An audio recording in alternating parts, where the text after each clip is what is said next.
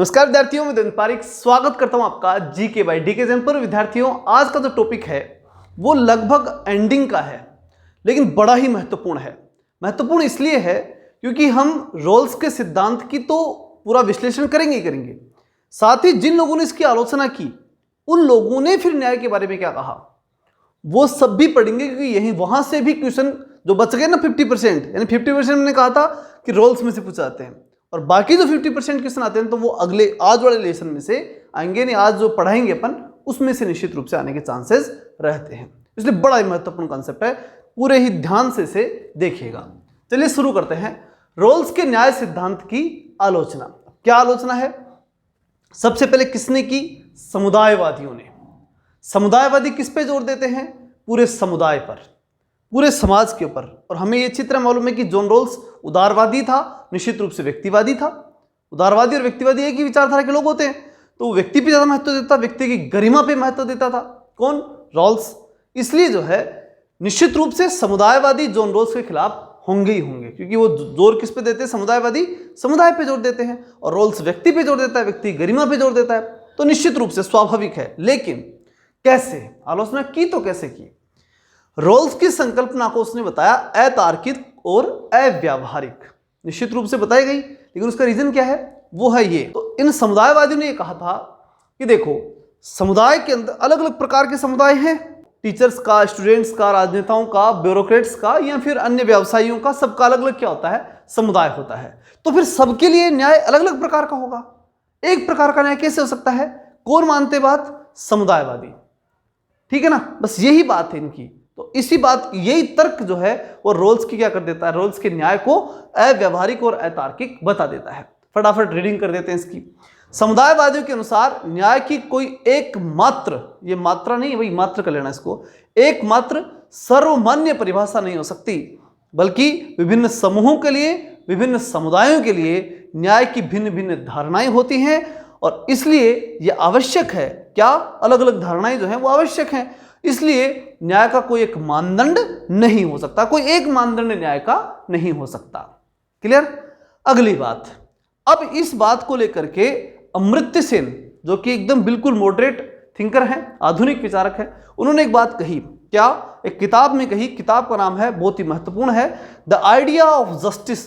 2009 में ही ये किताब इन्होंने लिखी थी, द आइडिया ऑफ जस्टिस। बहुत ही महत्वपूर्ण किताब है, अच्छे से याद रखना। अब इस किताब में क्या कहा कि नीति जो कि प्रक्रिया है उसके बजाय न्याय के ऊपर बल दिया जाना चाहिए। नीति किसको माना? रोल्स के न्याय को जो है वो अमर्त्य सेन ने एक नीति, एक प्रोसेस, एक पॉलिसी माना। ध्यान रखना, किसने माना? अमर्त्य सेन ने। क्या माना इसे? एक पॉलिसी। और उसने क्या कहा कि पॉलिसी पर जोर मत दो। किस पे जोर दो? न्याय पर। रियल में पब्लिक के पास न्याय जाए, इस बात पे जोर देना चाहिए। किसकी आलोचना करते हुए अमर्त्य सेन ने कहा था? रोल्स की आलोचना करते हुए ये बात अमर्त्य सेन ने कही थी। क्लियर है? तो दो आलोचक हमने जाने, एक तो समुदायवादी और एक अमर्त्य सेन। ठीक। मार्क्सवादियों के अनुसार क्या आलोचना है? मार्क्सवादियों के अनुसार व्यक्ति मूलतः वर्ग का सदस्य है। निश्चित रूप से मार्क्सवादियों का तो मानना था ना कि समाज में दो वर्ग होते हैं, एक शोषण करने वाला और एक शोषित होने वाला। दो ही तो वर्ग हैं, एक जो उच्च वर्ग है, जो कि पैसे वाला है, संपन्न है, और एक जो शोषण हो रहा है और शुरू से चलता आ रहा है। ठीक है, वर्ग दो थे ही। ये बात कौन कहता है? मार्क्स। लेकिन अब बात ये आती है कि मार्क्स ये कहता है कि वर्ग दो हैं। अगर आपको समझौते से न्याय लाना था तो इन दोनों वर्गों में समझौता करवाते। ठीक है, कौन मानता है? मार्क्स मानता है।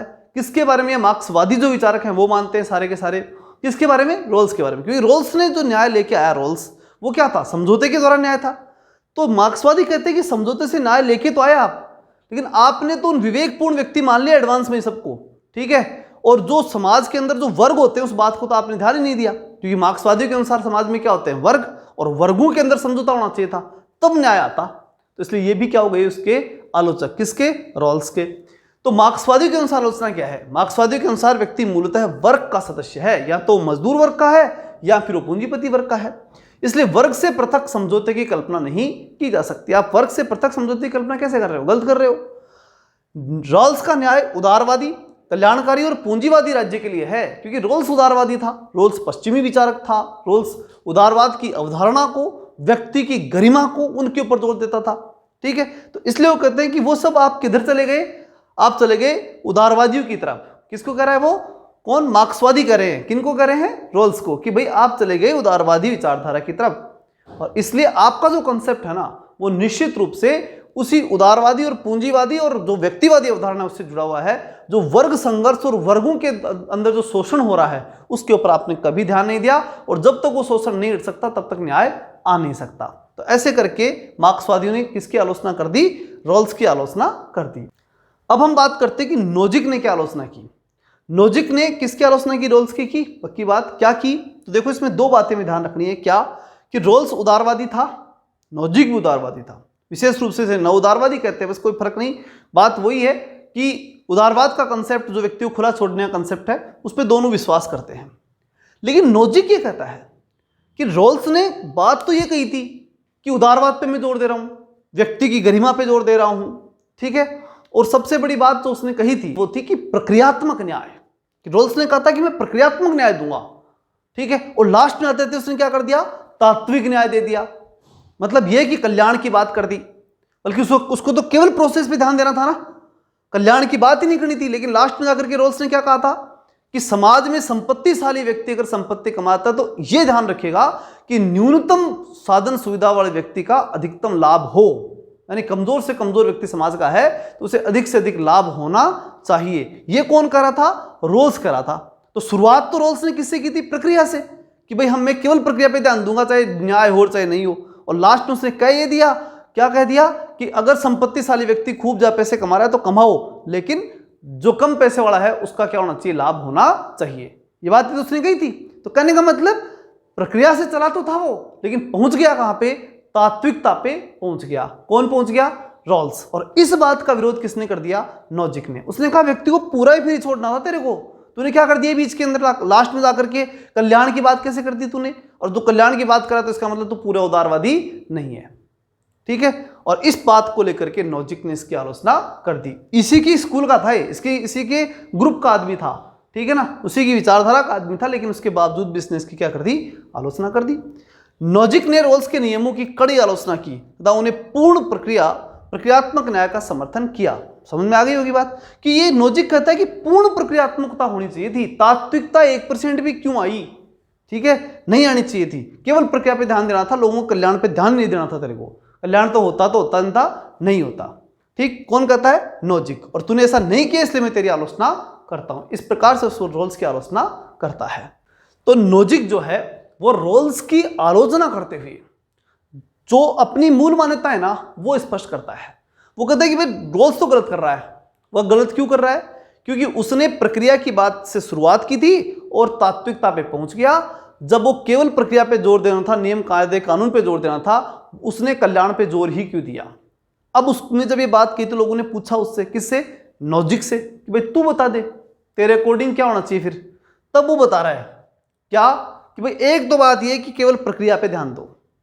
अब फिर क्यों दो ध्यान प्रक्रिया पर ही, तो वो शुरुआत करता है प्राकृतिक अवस्था से, कि देखो शुरू में क्या था।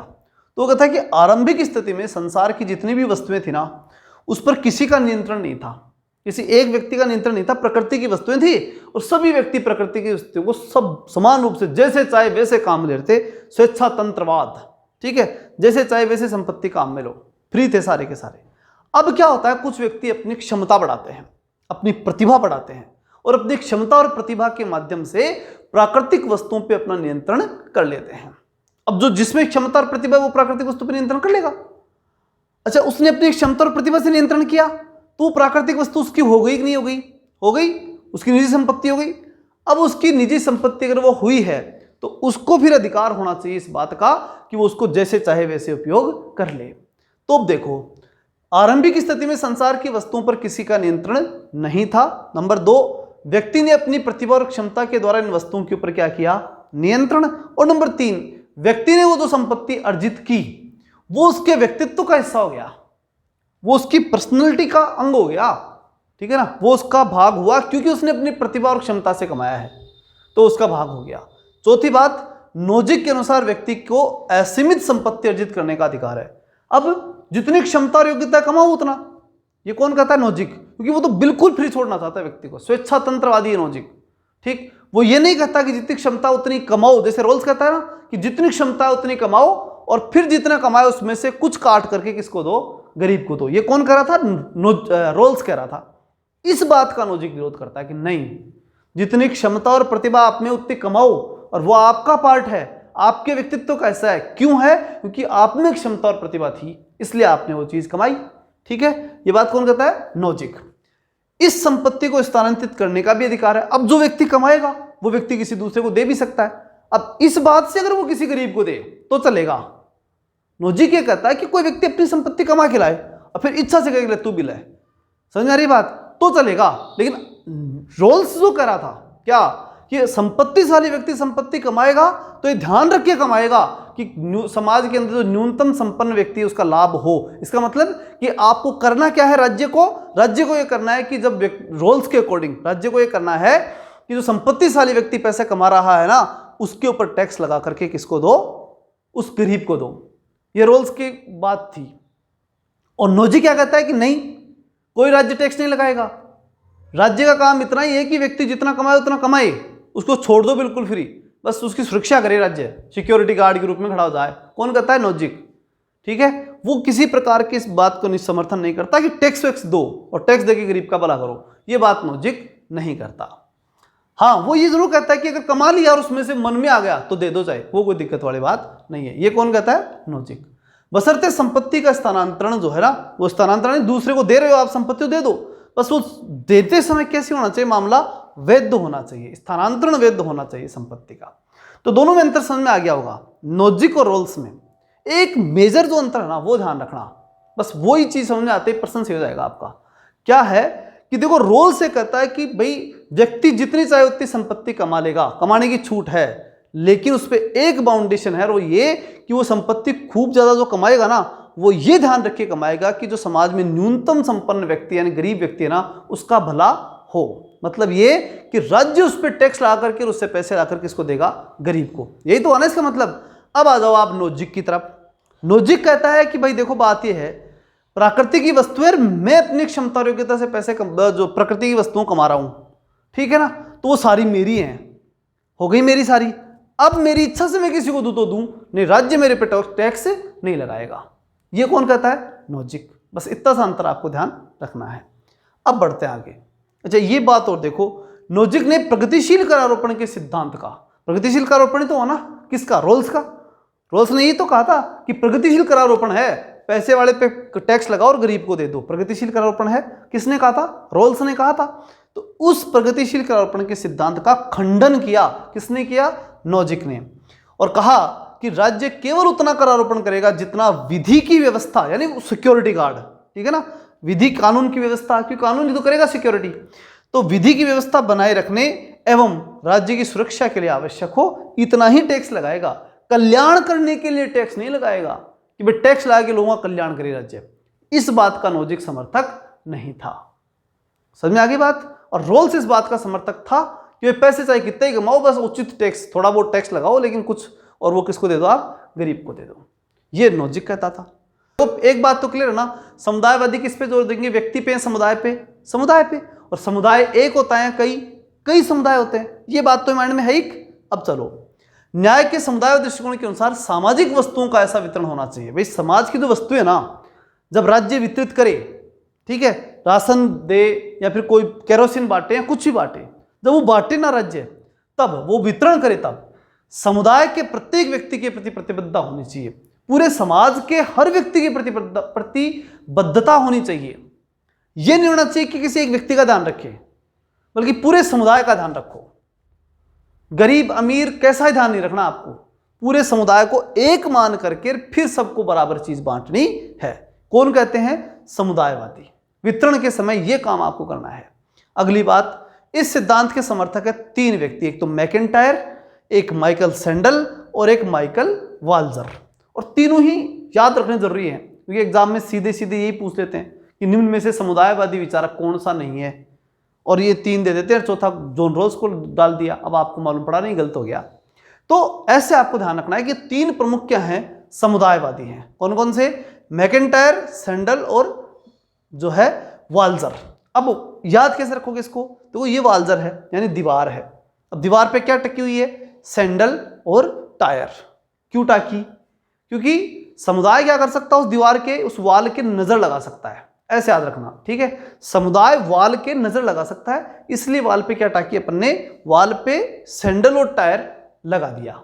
लगाते हैं ना, नजर के लिए लगाते हैं लोग, टायर बांध देते हैं या कुछ काला सा वो चित्र लगाते हैं बिल्डिंगों के ऊपर, तो वो बात यहां ध्यान रख लेना। क्लियर है? अब समझो, इस दृष्टिकोण के अनुसार समुदाय का हित उसकी ऐतिहासिक और सामाजिक पहचान में व्यक्त होता है। कि समुदाय का हित किस में है और व्यक्ति का हित किस में है? तो सबका हित एक बात में है, चाहे वो व्यक्ति का, देखो व्यक्ति का हित तो समुदाय के हित में है। समुदायवादियों के अनुसार सीधी सी बात है, हर व्यक्ति का हित किस में है? समुदाय के हित में। समुदाय का हित हो गया तो व्यक्ति का भी हित हो जाएगा, ये तो वो मानते हैं। लेकिन समुदाय का हित किस बात में निहित है? तो इस बारे में समुदायवादी कहते हैं, या ये जो तीनों विचार जो समुदायवादी प्रमुख रूप से हैं, वो ये तीनों कहते हैं क्या? कि ऐतिहासिक और सामाजिक पहचान ये समुदाय की बनी रहनी चाहिए। और प्रत्येक समुदाय चाहता है कि मेरी ऐतिहासिक और सामाजिक पहचान जो है ना वो बनी रहे। हमने राम मंदिर बनाया, क्यों बनाया? एक हमारी ऐतिहासिक पहचान है, हमारी धरोहर है राम, सब कुछ है हमारी संस्कृति के, तो इसलिए हमने क्या किया? उस मंदिर के लिए सबने मिलकर के, पूरे समाज ने इकट्ठे होकर के इसके लिए प्रयास किया था। उसमें फिर ये भी नहीं देखा गया, जैसे मान लीजिए जब ये चीज होने लगी, प्रैक्टिकल में आने लगी, तो बहुत से मुस्लिम समुदाय के लोगों ने सपोर्ट कर दिया था। क्यों? क्योंकि ये बात कल्चरली आ जाती है, एक समुदाय के हित की बात आ जाती है कि हाँ वास्तव में इस समुदाय का इस पे हक था, तो वो चीज हकदारिता में चली जाती है, ठीक है? और उसे फिर हर समाज ऑटोमेटिक स्वीकार कर लेता है। तो वही बात ये कहना चाहते हैं कौन? समुदायवादी। क्या कहना चाहते हैं? कि ऐतिहासिक और सामाजिक पहचान वो चाहता है कौन? समुदाय। और आप अगर उस समुदाय को ऐतिहासिक और सामाजिक पहचान दे दोगे ना, तो हो गया उसका न्याय। अब उसे और ज्यादा न्याय की जरूरत नहीं है, अकॉर्डिंग टू समुदायवादी। समुदायवादियों ने रोल्स की जो आलोचना की वो तो हमने पहले ही पढ़ ली थी। यहां मैंने एक लाइन और लिख दी, इसको वापस रिपीट कर लो। क्या है? कि समुदायवादियों ने रोल्स के न्याय सिद्धांत की आलोचना करते हुए कहा था कि न्याय का कोई एक सिद्धांत नहीं है और ये जो है सभी समुदायों के लिए अलग अलग प्रकार का होता है। ये बात हमने जान ली। अब बात जो आती है ना, वो क्या है? वो एक एक विचारक के अकॉर्डिंग है। जैसे मैकेंटायर, ठीक है, उसके बाद माइकल सैंडल, ये, और फिर तीसरा हम जो जानेंगे माइकल वाल्जर। तीनों के बारे में जानेंगे। सबसे पहले हम किसकी बात कर रहे हैं? मैकेंटायर के बारे में। मैकेंटायर जो है उन्होंने किताब लिखी, इसका नाम था आफ्टर वर्च्यू, नैतिकता। ठीक, महत्वपूर्ण जोर किस पे दिया था इन्होंने? नैतिकता के ऊपर, कि समुदायवाद के नैतिक आधार पर बल दिया था। किसने? मैकेंटायर ने। तो टायर की नैतिकता, ठीक है ना, टायर जो है वो हर किसी पे न चढ़ जाए, नैतिक रूप से चलाना चाहिए उसको, इतनी जिम्मेदारी से टायर को चलाना चाहिए, गाड़ी को चलाना चाहिए कि किसी को टक्कर मार के मार न दें अपन। ऐसा याद रखना, ठीक है ना? ये याद रखोगे तो नैतिक सब याद रह जाएगा। किसके साथ? टायर के साथ। टायर नैतिक, नैतिक आधार के ऊपर न्याय होना चाहिए। बात कौन कहता है? मैकेंटायर। उन्होंने व्यक्ति की स्वायत्तता की आलोचना की कि व्यक्ति स्वतंत्र है, ये बात गलत है, व्यक्ति स्वायत्त हो ही नहीं सकता। समुदाय महत्वपूर्ण है, पूरे समुदाय में ही व्यक्ति का महत्व है, समुदाय से अलग व्यक्ति का कोई महत्व नहीं है, स्वायत्त कोई महत्व नहीं है व्यक्ति का।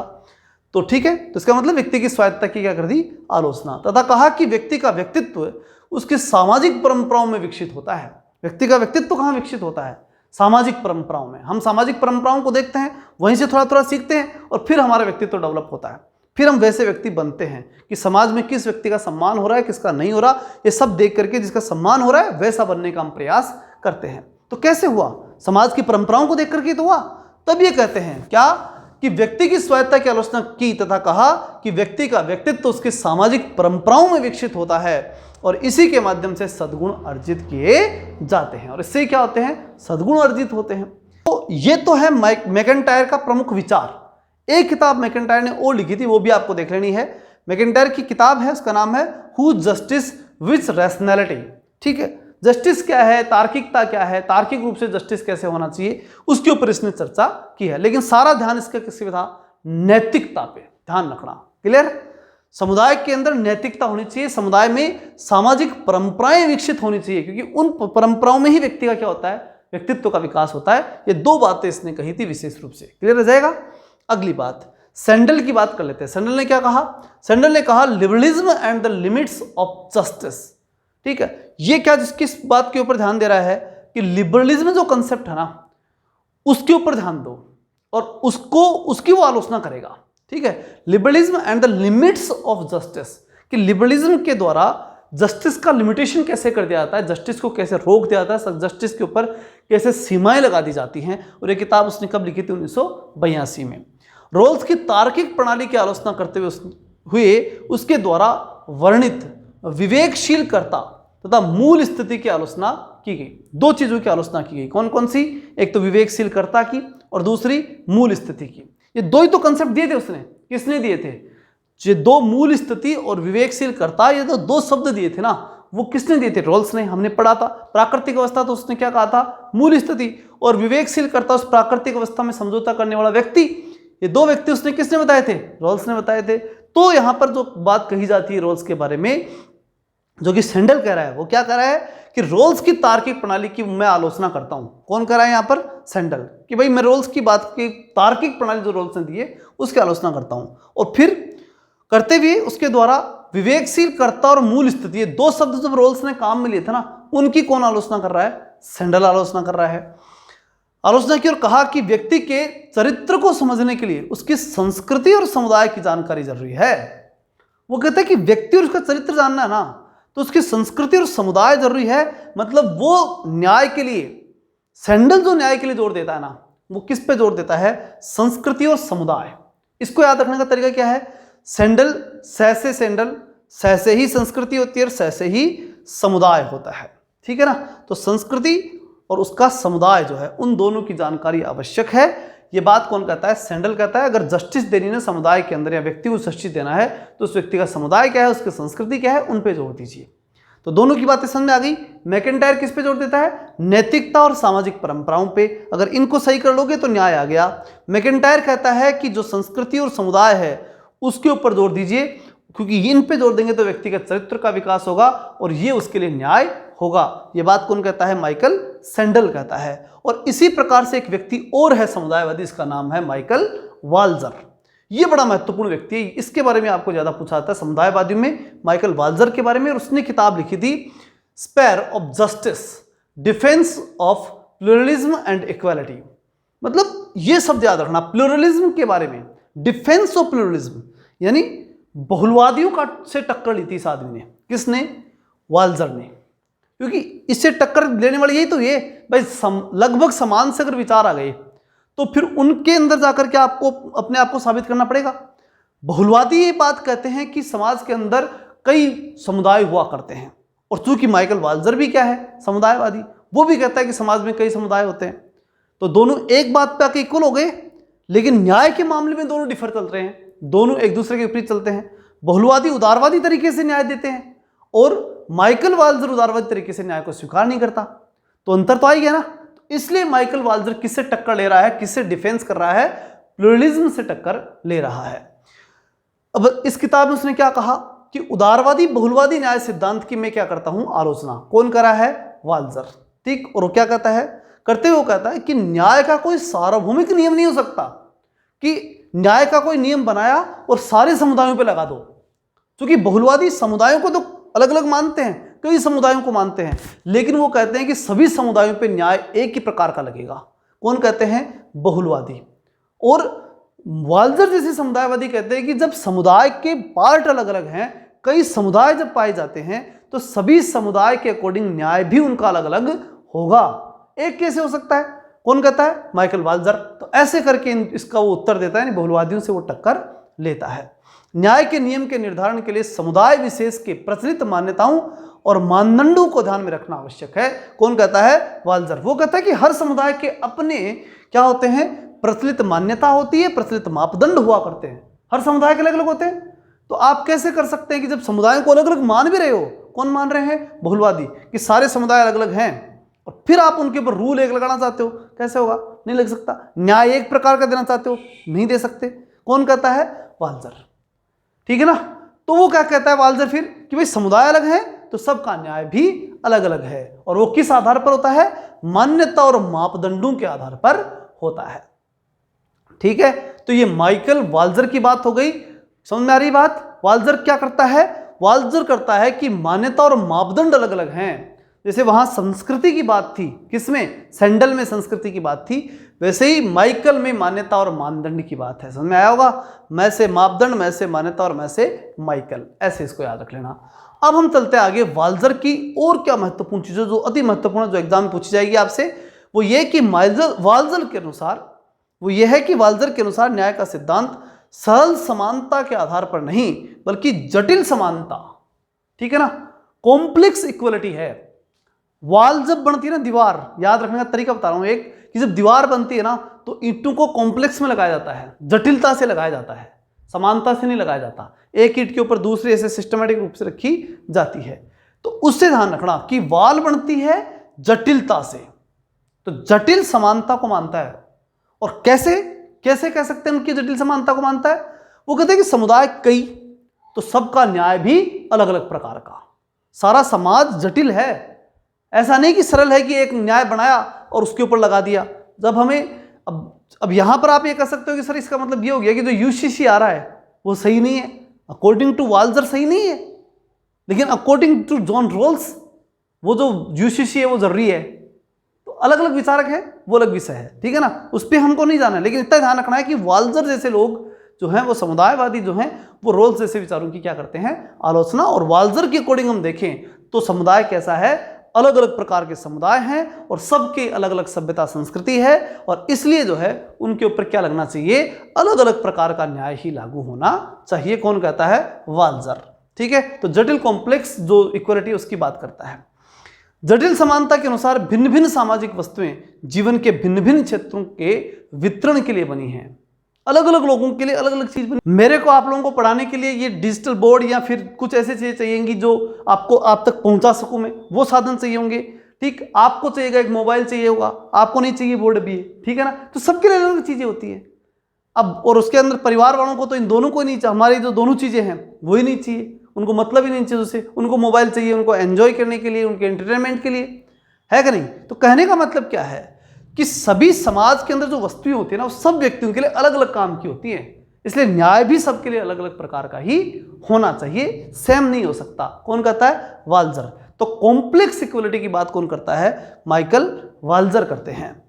अब हम देखते हैं कि इनका उद्देश्य क्या था, फिर माइकल वाल्जर जैसे समुदायवादियों का टारगेट क्या था, क्या कैसा समाज बनाना चाहते थे, किस प्रकार का न्याय लेना चाहते थे। तो इनके न्याय का जो उद्देश्य था ना, वो था वितरण के तर्कसंगत आधार का पता लगाना, कि भाई जब वितरण करें तो तर्कसंगत आधार क्या होना चाहिए, क्योंकि सबको आप बराबर नहीं मान सकते। समुदाय है, समुदाय में कई ग्रुप्स होते हैं, सबकी अलग अलग आवश्यकताएं होती हैं, तो उसको पूरा करने के लिए वितरण का कौन सा रीजनेबल तरीका, तर्कसंगत तरीका कौन सा हमें अपनाना चाहिए, ये बात कौन सा चाहते हैं? जो समुदायवादी ना वो चाहते हैं। वो कहते हैं कि सबको एक लकड़ी से मत आंको, समुदाय अलग अलग प्रकार के होते हैं, उनकी आवश्यकताएं अलग अलग होती हैं, तो न्याय भी सबका अलग अलग ही होता है। क्लियर? अब आते हैं अपन, अच्छा ये व्यक्ति को इंपॉर्टेंट नहीं मानते, पूरे समुदाय को इंपॉर्टेंट मानते हैं, ये भी ध्यान रखना, समुदायवादी है। रोल्स की एक पुस्तक, अब चूंकि सारे आरोप किस पे लग रहे हैं? रोल्स पे। समुदायवादी किस पे जो है वो एक तरह से डंडा लेकर के तैयार हो गए? रोल्स के ऊपर। तो रोल्स को उत्तर तो देना पड़ेगा ना, तो उसने दिया फिर उत्तर। उसने अपनी एक किताब लिखी, कौन सी? Political liberalism. किसने लिखी? रोल्स ने। तो ये दूसरी किताब है इसकी, पॉलिटिकल लिबरलिज्म। तो जस्टिस के बारे में नहीं लिखी थी इसने, किसके ऊपर लिखी थी? लिबरलिज्म के बारे में जो है उसके ऊपर लिखी थी। कब लिखी? 1993 में। और क्या लिखा उसमें? उस किताब में दिया उसने समुदायवादियों की आलोचना का उत्तर, और क्या कहा कि आच्छादित एकता का सिद्धांत जो है वो समुदाय में पाया जाता है, समाज के अंदर आच्छादित एकता का सिद्धांत पाया जाता है, ओवरलिपिंग यूनिटी। अब ये क्या है, देखो इसको समझ लो। यहाँ वो मैंने उस समय जो रोल्स पढ़ाया था उस समय छोड़ दी थी, वो इसीलिए छोड़ी थी क्योंकि यहाँ समझाना था मेरे को, इसलिए आप ध्यान से समझो। आच्छादित एकता क्या है? एक बात बताइए, आपके परिवार के अंदर आपके दादाजी हैं, आप हैं, आपके पिताजी हैं, तीन हो सकते हैं ना, अनुमानित हम बात कर रहे हैं। अब अगर ये तीनों हैं, तीन अलग अलग पीढ़ियां हैं, और तीनों के तीनों अलग अलग प्रकार की शादियों को अटेंड किए हैं। दादाजी ने जब शादियों को अटेंड किया होगा शुरू के अंदर तो अलग प्रकार का रहा होगा माहौल, पिताजी ने किया होगा तो अलग प्रकार का रहा होगा, और आप जब कर रहे हैं तो अलग प्रकार का रहा होगा। और हो सकती है कि थोड़ी थोड़ी परंपराएं भी तीनों में डिफरेंट रही होंगी ना, इसलिए तीनों के विचार भी शादी के बारे में अलग अलग हो सकते हैं। लेकिन जब शादी की जाएगी किसी के आपके परिवार में, तो आप तीनों के विचारों में सामंजस्य स्थापित किया जाएगा, तीनों के विचारों को महत्व दिया जाएगा और तीनों को एडजस्टमेंट करने के बाद ही एक प्रकार का डिसीजन लिया जाएगा और वो डिसीजन इंप्लीमेंट होगा। ये होगा तो वो चीज जो ना वो क्या कहलाती है, आच्छादित एकता। मतलब अलग अलग विचार होंगे। रोल्स भी कहता है कि समुदाय में कई प्रकार के लोग रहते हैं, मैं भी मानता हूं होंगे।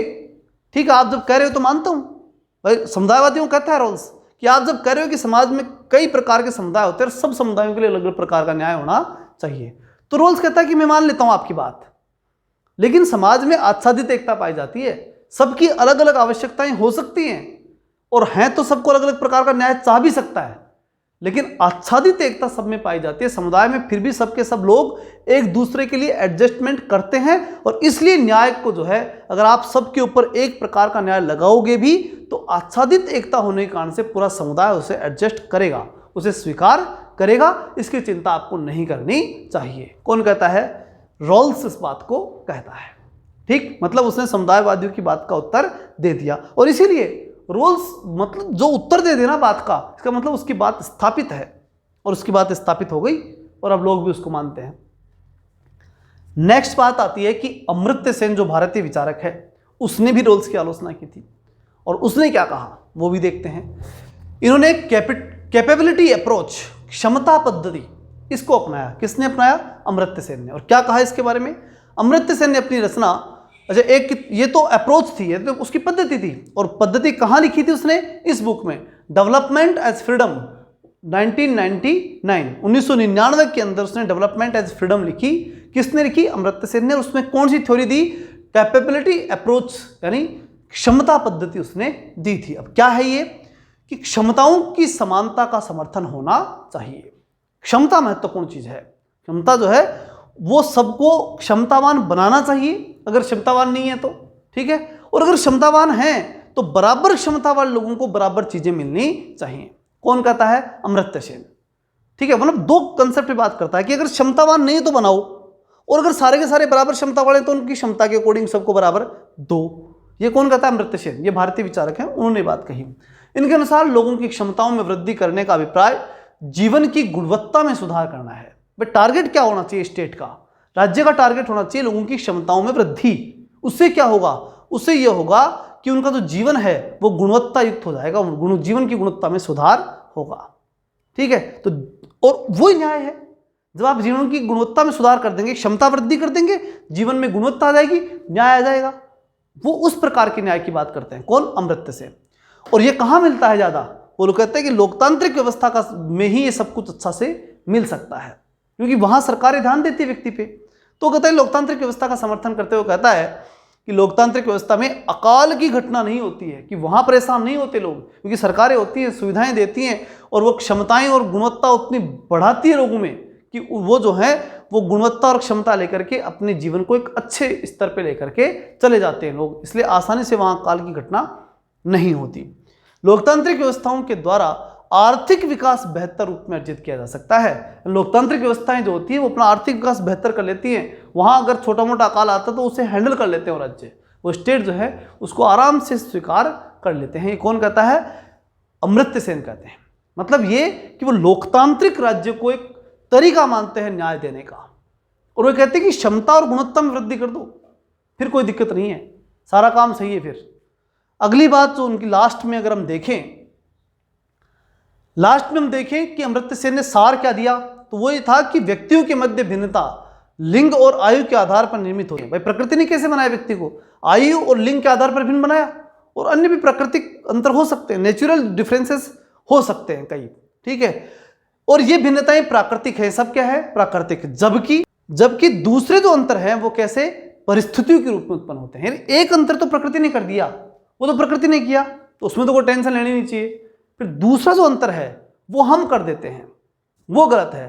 परिस्थितियां पैदा करके जो अंतर हम पैदा करते हैं वो गलत है, वो अंतर बिल्कुल सही नहीं होता। मनुष्य ने प्रकृति को अलग बनाया, वो बना दिया, लेकिन यहां आने के बाद हम भी उनमें डिफरेंस करते हैं, वो गलत है। कौन कहता है? अमर्त्य सेन। ठीक, उदाहरण के लिए वो कहता है कि जाति और संपत्ति के पर आधारित विषमता समाज में महिलाओं की स्थिति सामाजिक रूप से अत्यंत पिछड़ी कर देती हैं। और उसमें भी दलित महिलाओं की स्थिति और ज़्यादा गंभीर हो जाती है। वो कहते हैं कि भाई जाति और संपत्ति के कारण से, पहली बात तो जाति के आधार पर अंतर, फिर उसके बाद में महिलाओं के आधार पर अंतर, महिलाओं में भी परिवार के अंदर महिला और पुरुष का अंतर होता है, समाज में जाति के आधार पर अंतर होता है, और फिर महिला का अंतर तो जैसे है, प्रकृति ने महिला का अंतर तो कर दिया। वो ये कहता है कि प्रकृति ने महिला का अंतर बनाया तो बना दिया, कोई दिक्कत नहीं, लेकिन उस प्राकृतिक अंतर जो महिला के अंदर किया गया है, पुरुष और महिला का जो अंतर बनाया गया है, प्रकृति ने जो महिला और पुरुष में अंतर किया वो तो कर दिया, वो तो प्रकृति ने किया। लेकिन आपने भी तो फिर यहाँ पर आकर के महिला को इंपॉर्टेंट नहीं माना ना, और उसमें भी आपने दलित महिला को तो और ज्यादा नीचे डाल दिया। ये चीज जो है ना वो गलत है। कौन कहता है? अमर्त्य सेन। वो नहीं होना चाहिए। अगर ये कर दोगे ना आप कि सामाजिक रूप से अगर भिन्नता जो है वो नहीं करोगे, सामाजिक रूप से जो है असमान अगर लोगों को नहीं मानोगे, तो भी न्याय आ जाएगा। प्रकृति के असमानता को ध्यान मत दो, वो है, लेकिन आप मत करो, बस फिर न्याय है। फिर वो क्या कहता है कि बाह्य परिस्थितियों की विषमता अनेक रूपों में विद्यमान होती है। फिर वो कहता है कि बाह्य परिस्थितियों की भिन्नता को ये नहीं कि जातीय आधार पर या फिर आर्थिक आधार पर या फिर एक आधार पर है। बाह्य रूप से यहाँ आने के बाद में जब एक एम्प्लॉय एक मालिक के यहाँ काम करने जाता है ना, तो वहाँ भी उसके साथ क्या हो जाता है? भेदभाव हो जाता है, अन्याय हो जाता है। तो वो भी बाह्य परिस्थितियाँ हैं जिनसे क्या हो रहा है? अन्याय हो रहा है। ठीक, तो वो नहीं होना चाहिए। प्रकृति ने जब बनाया वो सबको क्या बनाया? असमान। लेकिन यहां आप किसी प्रकार की असमानता मत करो, बस फिर न्याय आ जाएगा। ये कौन कहता है? अमर्त्य सेन कहते हैं। अब लास्ट स्लाइड में हम अगर एक बात को समझें, इस सारे सार को लेकर के जब आए, तब हमें मालूम पड़ता है कि अमर्त्य सेन क्या कहना चाहते हैं कि किसी एक क्षेत्र में जो विषमता है ना, उस विषमता को आप किसी दूसरे क्षेत्र के अंदर प्रभावी मत होने दो। यानी कि एक व्यक्ति अगर मान लो एक क्षेत्र के अंदर असमान है, प्रकृति ने असमान बनाया, ये क्या है? एक क्षेत्र में असमान था। अब आपने उसे उठाकर के सामाजिक रूप से क्या कर दिया? असमान। तो गलत बात होगी ना। प्रकृति ने स्त्री पुरुष को असमान बनाया, आपने भी उसको क्या मानना शुरू कर दिया? असमान, उसके अकॉर्डिंगली ट्रीट करना शुरू कर दिया, तो वो अन्याय हो गया। तो अमर्त्य सेन वाल्जर के एक कोटेशन को लाते हुए कहते हैं, या उसके ऊपर ध्यान दिलाते हुए कहते हैं, ठीक है, क्या कि समाज में अनेक क्षेत्र होते हैं, और यह सत्य है कि एक व्यक्ति संगीत क्षेत्र में निपुण हो सकता है, तो दूसरा व्यक्ति गणित के क्षेत्र के अंदर प्रभावशाली हो सकता है, परंतु एक क्षेत्र का लाभ दूसरे क्षेत्र को नहीं मिलता। ठीक है ना? ऐसा थोड़ी है कि जो व्यक्ति गणित के अंदर कमजोर है और संगीत के अंदर इंपॉर्टेंट है तो उसको गणित में पास कर दिया जाएगा, ऐसा थोड़ी हो सकता है, नहीं होगा ना। तो यही बात है, अगर प्रकृति ने स्त्री पुरुष की असमानता बनाई है तो प्रकृति ने बनाई, आप उसमें अगर असमानता कर रहे हो तो वो गलत बात इसलिए हो गई कि सामाजिक आधार पर प्रकृति ने भी क्या नहीं बनाया था? असमान नहीं बनाया। आपने कैसे कर दिया सामाजिक आधार पर असमान? प्रकृति ने तो अपने हिसाब से असमान बना के छोड़ा था, लेकिन फिर समान के अंदर जो समाज रूप से जो समाज है उस समान समाज के अंदर ला करके छोड़ा था। ऐसा तो नहीं कि असमान समाज में छोड़ा था, नहीं, छोड़ा तो प्रकृति में था ना ला करके, तो समान स्थिति में लाके छोड़ा था। इसका मतलब कि आपको अधिकार ही नहीं था कि आप सामाजिक रूप से असमानता करो, बल्कि आपने कर दी। तो इस प्रकार की बात कौन कहता है? अमर्त्य सेन कहते हैं। अंत में वो कहते हैं कि अमर्त्य सेन ने अपनी नई पुस्तक, वो क्या कौन सी थी नई पुस्तक? कौन सी है? आइडियोलॉजी ऑफ जस्टिस, ये नई किताब है इनकी। कौन सी? अमर्त्य सेन की। क्या कहा इन्होंने इसमें? रोल्स का जो न्याय सिद्धांत था ना, उसको कहा था उसने नीति। ये बात हम पहले कर चुके हैं कि अमर्त्य सेन ने रोल्स के न्याय सिद्धांत की आलोचना करते हुए इसे न्याय न करके, न कह के इसे क्या कहा था? एक प्रोसेस, एक पॉलिसी, इसके रूप में उसने इंडिकेट किया। किसने? अमर्त्य सेन ने। इसे सार्वभौमिक संस्थावाद कहा। किसको? इस न्याय को, कि जो रोल्स ने दिया था ना, उस न्याय को क्या क्या कहा? एक तो उस न्याय को नीति कहा कि भाई ये न्याय नहीं है, नीति है। दूसरा, ये न्याय नहीं है, सार्वभौमिक संस्थावाद है। कौन कह रहा है? अमर्त्य सेन। किसके बारे में? रोल्स के न्याय के बारे में। और फिर वो कहते हैं अमर्त्य सेन कि न्याय वास्तव में होना क्या चाहिए? तो वो कहते हैं कि न्याय व्यवहारिक पक्ष होना चाहिए। न्याय का कैसा होना चाहिए? व्यवहारिक न्याय, प्रैक्टिकल जस्टिस होना चाहिए, व्यवहारिक न्याय आना चाहिए। ठीक, तो ये हो गया आपका न्याय का कंसेप्ट मेरी तरफ से कंप्लीट। देखो, कोई भी कंसेप्ट में ये इस प्रकार का दावा कभी नहीं करता कि जो मैंने पढ़ा दिया उससे बाहर कुछ नहीं जाएगा। ये पॉलिटिकल साइंस है। यहां अगर मैं न्याय के ऊपर पढ़ाने लगूँ ना, तो न्याय पढ़ाते पढ़ाते मुझे महीने 2 लग जाएं। डेमोक्रेसी एक कंसेप्ट है ना, वो एक ऐसा कंसेप्ट है कि उसको पढ़ाते पढ़ाते मुझे कई दिन लग जाएं। बुक लिखी जाती है इन पे, रिसर्च होता है इन पे, एक टॉपिक के ऊपर।